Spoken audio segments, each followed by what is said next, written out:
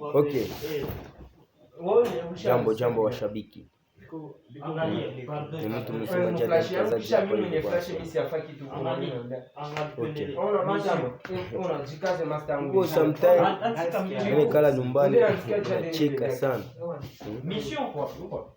Impossible. Watu wakianiuliza tulifia nini na Kislade? Tulifiaka nini?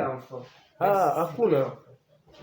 Kwa sababu Kislade mimi na tuimbe bimoya. Yani mba Francais, mba Kiswahili. Kama tunaweza kutanana, tunapiga fit. Kama tunaweza kutanana tunapiga featuring. Sibo tuko ba star, tutakutana kwa studio, tunaimba. Sibo tefasi moya.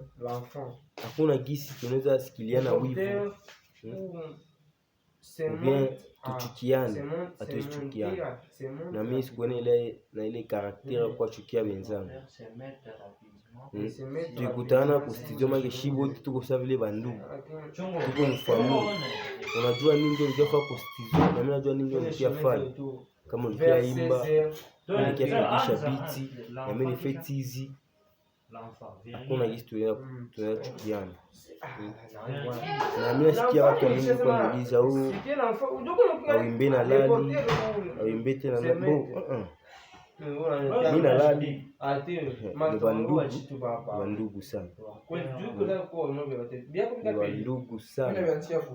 Leo tunaimba grupe moja shie wote. Programu ni kwa juisi. Hatuko tena natumika sawa.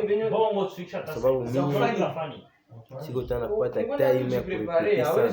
Mais niko repete sana mais time.